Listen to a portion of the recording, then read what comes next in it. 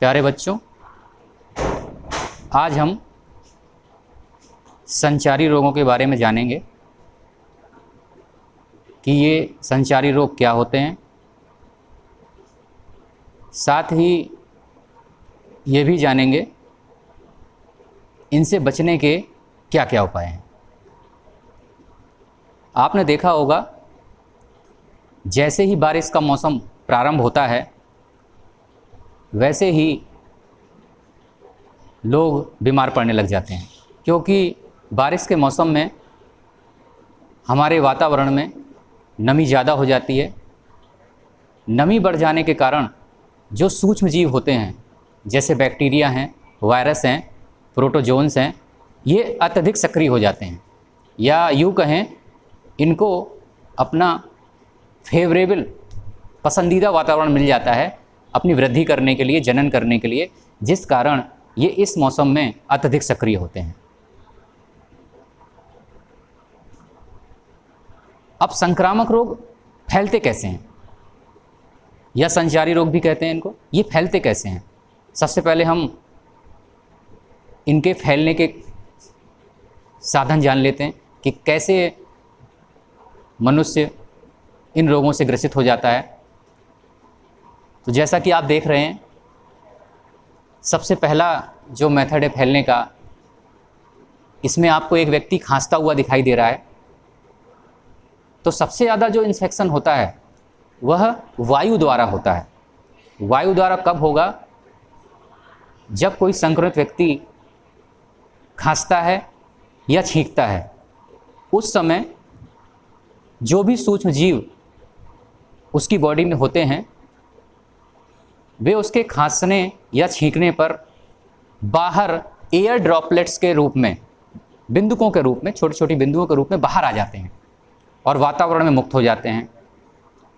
जब कोई अन्य स्वस्थ व्यक्ति इन ड्रॉपलेट्स के संपर्क में आता है तो वह भी उसी रोग से संक्रमित हो जाता है।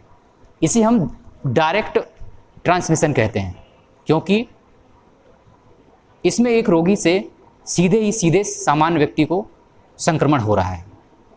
दूसरे मेथड की बात करें, बाय कांटेक्ट विथ एनिमल्स। जो व्यक्ति जानवरों के साथ ज़्यादा समय बिताते हैं, कुछ घरों में भी जानवरों को पाल रखे होते हैं, उनसे भी संक्रमित होने का खतरा रहता है। जैसे कि आप इस में देख रहे हैं कि इस व्यक्ति ने बिल्ली हाथ में ले रखी है। कुछ लोग इसी प्रकार डॉगीज़, कुत्तों को भी हाथ में लेकर रखते हैं, या गाय, भैंस, अन्य जानवरों को भी लोग पालते हैं। तो जैसे ही आप इन जंतुओं को अपनी बॉडी से टच करते हैं तो इनके हाथ पैरों में भी बहुत सारे वायरस और सूक्ष्म जीव छुपे होते हैं, तो आप इनसे ग्रसित हो सकते हैं। जैसे ही ये बैक्टीरिया, वायरस आपके बॉडी में आपके शरीर में एंट्री पाएंगे, वैसे ही आपको रोगग्रस्त कर देंगे। बहुत से ऐसे रोग हैं जो जंतुओं से ही मनुष्यों में ट्रांसफ़र हुए हैं, जैसा कि इस समय जो वायरस चल रहा है, कोरोना वायरस, वो भी ऐसा माना जा रहा है कि जंतुओं के द्वारा ही सबसे पहले मनुष्य में प्रविष्ट हुआ था। बचने के साधन हम बाद में जानेंगे, अभी केवल हम ये जान रहे हैं कि किस प्रकार संचारी रोगों का या संक्रामक रोगों का प्रसारण होता है, ट्रांसमिशन होता है। तीसरा देख रहे हैं आप, by contact with contaminated objects. जब आप संक्रमित वस्तुओं को छूते हैं, ऑब्जेक्ट्स को छूते हैं, तो भी इस रोग का खतरा बहुत ज़्यादा बढ़ जाता है। क्योंकि आप देखते हैं, चाहे वो लिफ्ट का बटन हो, दरवाज़ों के हैंडल हों, या अन्य कोई भी ऐसी वस्तु जो कई लोगों के द्वारा बार बार छुई जाती है, तो जब कोई संक्रमित व्यक्ति उन वस्तुओं को छू लेता है तो हो सकता है वहाँ पर वे सूक्ष्म जीव उस ऑब्जेक्ट पर लग जाएं, और जब कभी कोई स्वस्थ व्यक्ति उनको टच करेगा तो वो भी उन रोगों से ग्रसित हो सकता है। नेक्स्ट देखें हम, बाय कंटामिनेटेड वाटर। जैसा कि मैंने बताया, वायु के द्वारा यह संक्रमण सबसे ज़्यादा होता है संचारी रोगों का। दूसरा जो सबसे बड़ा कारक है, अशुद्ध जल या गंदा पेयजल। अशुद्ध जल, तो यहाँ पर हम बात कर रहे थे बाई कंटामिनेटेड वाटर। दूषित जल के ग्रहण करने से जो रोग फैलते हैं बहुत ज़्यादा हैं। जैसे टाइफाइड है, हमारे देश में बहुत सारे व्यक्ति खासकर ग्रामीण क्षेत्रों में टाइफाइड से ग्रसित होते हैं। हेपेटाइटिस, जो आज के समय में यकृत रोगों का सबसे बड़ा कारण है, यह भी गंदे जल को ग्रहण करने से होता है। ऐसे भी कई अन्य रोग हैं जो कि अशुद्ध पेयजल को पीने से हो जाते हैं। क्योंकि यहाँ आप हम संचारी रोगों के बारे में जान रहे हैं, तो इनका डिटेल हम नहीं जानेंगे, क्योंकि आपको यहाँ पर यह समझने का प्रयास करना है कि किस प्रकार ये संचारी रोग फैलते हैं और किस प्रकार इनकी रोकथाम की जा सकती है, हम इनसे बच सकते हैं। इसके बाद अगला आप देख रहे हैं by contact with other persons. जब आप किसी व्यक्ति के साथ, खासकर वह व्यक्ति अगर किसी संचारी रोग से ग्रसित है, उससे आप हाथ मिलाते हैं, उसके द्वारा प्रयुक्त किए गए तौलिए या कपड़ों को या इवन कंघी को भी शेयर करते हैं, तो भी आपको संचारी रोग होने की संभावना बहुत अधिक रहती है। इसलिए इस मेथड में बाई आर्थ्रोपोड बाइट्स, इसका एग्जाम्पल मैं आपको समझाऊं, मच्छर। आप सभी जानते हैं मच्छरों से मनुष्यों में कई ऐसे रोग होते हैं जो जानलेवा साबित होते हैं, चाहे वो मलेरिया हो, डेंगू हो या चिकनगुनिया हो। इन रोगों का वाहक मच्छर ही है। तो कई ऐसे रोग अन्य भी हैं जो कीड़ों के द्वारा काटे जाने से मनुष्यों में फैल सकते हैं।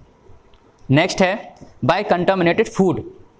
जिस प्रकार दूषित पेयजल को लेने से भी हम रोगग्रस्त हो सकते हैं, अगर हम दूषित भोज्य पदार्थों को ग्रहण करेंगे, बाहर का खाना ज़्यादा खाएंगे, तो भी हमें संचारी रोग होने का खतरा बहुत ज़्यादा बढ़ जाएगा। इसी प्रकार बाई कंटामिनेटेड ऑब्जेक्ट्स बताया था मैंने, उसमें एक एग्जाम्पल और इसमें दे रखा है। कई बार क्या होता है, हम नंगे पैर ही घर के बाहर घूमने निकल जाते हैं,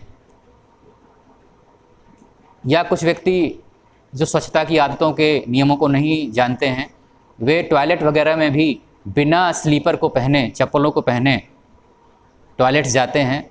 उन्हें लेकिन ये नहीं पता होता कि हमारे पैरों के जरिए भी सूक्ष्म जीव हमारे शरीर में प्रवेश कर सकते हैं। घर के बाहर अगर आप नंगे पैर घूमेंगे, हो सकता है कि आपके पैर में कील चुभ जाए, और कील के चुभते ही आपको भी खतरनाक इन्फेक्शन हो सकता है, टिटनेस हो सकता है, जो कि एक जानलेवा रोग है। तो ये हमने कुछ वे साधन जाने कि किस तरह से संचारी रोगों का संक्रमण होता है।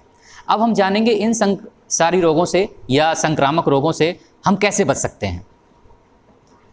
तो इसके लिए सबसे पहला रोकथाम का जो इलाज कहें हम या साधन कहें, वह है अपनी स्वच्छता, व्यक्तिगत स्वच्छता तथा अपने आसपास के वातावरण की स्वच्छता।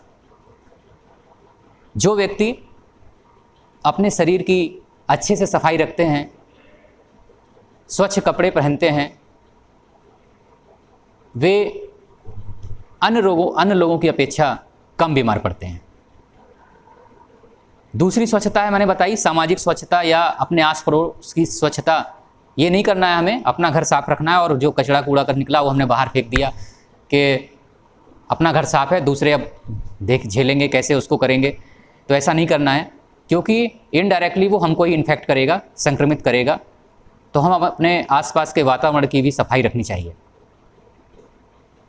जैसा कि मैंने बताया था कि सबसे ज़्यादा जो इन्फेक्शन है वह बारिश के मौसम में होता है, बरसात के मौसम में होता है। तो सबसे पहला जो महत्वपूर्ण कार्य हमें करना है, हमें कहीं पर भी जल भराव नहीं होने देना चाहिए, क्योंकि सूक्ष्म जीव सबसे ज़्यादा रुके हुए जल में वृद्धि करते हैं, जनन करते हैं, जिसका सबसे कॉमन एग्जाम्पल है मच्छर। तो जहाँ कहीं भी जल भराव हो, आपको उसको तुरंत हटा देना चाहिए। कूलर का पानी आप लगातार बदलते रहें 1 हफ्ते के भीतर। घर की छतों पर या आसपास कहीं पर भी लोग टायर रख देते हैं, या कई ऐसे कोई भी डिब्बे हो या बाल्टी हो जिसमें पानी भरा ही रहता है, तो आप उसमें देखेंगे कुछ दिनों में ही उसमें लार्वा पड़ जाते हैं और उसमें ढेर सारे मच्छर भी पैदा हो सकते हैं। तो सबसे पहला काम हमें ये करना है कि जल भराव नहीं होने देना है।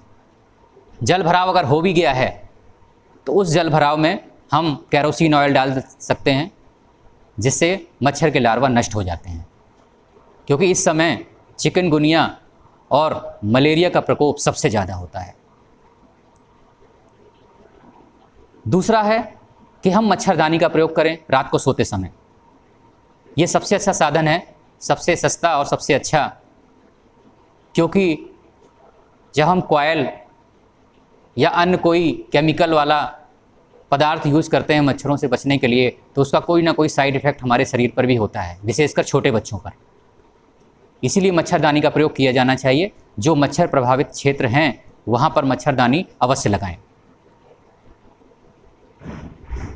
जैसा कि मैंने बताया था कि सबसे ज़्यादा जो संक्रमण होता है वह वायु और जल द्वारा होता है।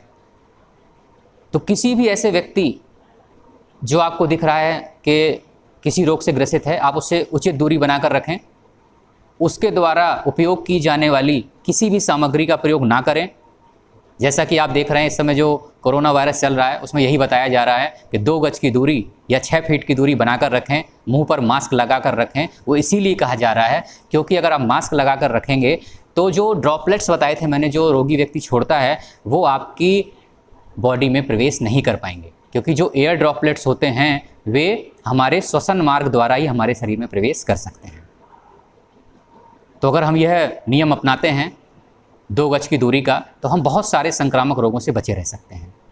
अगली बात आती है दूषित जल की। तो हमें यह प्रयास करना चाहिए कि हम दूषित जल और दूषित भोज्य पदार्थ ग्रहण ना करें। इसके लिए प्रयास ये करें, हम घर का ही भोजन ग्रहण करें, बाहर का ना करें। इमरजेंसी को छोड़कर करना भी पड़े तो खाने से पहले और खाने के बाद हाथों को अच्छे से धोना चाहिए। अब अच्छे से धोने से क्या तात्पर्य है? अच्छे से धोने से तात्पर्य यह है कि केवल कई बार लोग साबुन लिया या मिट्टी लिया, कोई साधन लिया, उससे 2 मिनट के बाद कुछ सेकंड लगाते हैं, 10-15 सेकंड भी नहीं लगाते और उनके हाथ धुल जाते हैं। अच्छे से हाथों को धोना है। नाखूनों को बराबर काटना है, क्योंकि नाखून नहीं काटेंगे आप तो सबसे ज़्यादा सूक्ष्म जीव होते हैं वो हमारे नाखूनों में ही छिपते हैं। तो नाखूनों को काटना बेहद आवश्यक है। इसी तरह से भोजन की मैंने बात की, तो घर का बना हुआ भोजन ही ग्रहण करें। खाने से पहले और खाने के बाद हाथों को अच्छी तरह से अवश्य धोएं। मुंह को भी साफ़ करें, क्योंकि लोग खाने के बाद मुंह साफ़ नहीं करते। तो मुंह साफ़ करना भी बेहद आवश्यक है, क्योंकि दिन के समय तो कोई दिक्कत नहीं, आप बार बार जल ग्रहण करते हैं। रात्रि में अगर आप खाना खा के सो गए और भोजन का कोई भी कण आपके दांतों में या मुंह में रह गया तो भी वो गंभीर इन्फेक्शन कर सकता है, क्योंकि उसमें सूक्ष्म जीव पैदा हो जाएंगे। और आप लगातार ऐसा करते हैं तो हो सकता है आपको दांतों और मसूड़ों और मुख से संबंधित कोई रोग हो जाए। इसी प्रकार मैंने बताया था कंटामिनेटेड ऑब्जेक्ट्स। तो हम जब भी घर से बाहर जाएं और जब लौट कर आएँ तो हम अपने हाथों और पैरों को अच्छे से धोना चाहिए, क्योंकि सबसे ज़्यादा हम ऑब्जेक्ट्स को अपने हाथों से ही टच करते हैं। तो हाथों को अच्छे से धोना बेहद ज़रूरी है। इससे भी आप संक्रमण से बच सकते हैं। जैसा कि एक सर्वे हुआ है तो उसमें यह माना गया है कि जो लिफ्ट का बटन होता है वह टॉयलेट की सीट से भी ज़्यादा गंदा होता है। आप इमेजिन करिए, एक टॉयलेट में भी अगर आप वहाँ स्मेल आ रही हो, दुर्गंध आ रही हो, तो आपका रुकना मुश्किल हो जाता है। उससे भी गंदा वो लिफ्ट का बटन होता है, क्योंकि उसको हज़ारों लोग डेली टच करते हैं। इसी प्रकार लोग घरों की सफाई तो करते हैं, लेकिन घर के दरवाज़ों के हैंडल हैं उनको सफाई नहीं करते। दरवाज़ों के पीछे सफाई करना भूल जाते हैं। वहाँ भी सूक्ष्म जीवाणु, सूक्ष्म जीव छिप सकते हैं। तो बच्चों, आज हमने आपको यह बताने का प्रयास किया कि संचारी रोग या संक्रामक रोग क्या होते हैं, किस प्रकार ये फैलते हैं और किस प्रकार इनकी रोकथाम की जा सकती है, जिससे हम अपने को, अपने परिवार को और अपने आसपास के वातावरण को स्वच्छ रख सकते हैं एवं रोगों से बचा सकते हैं। धन्यवाद।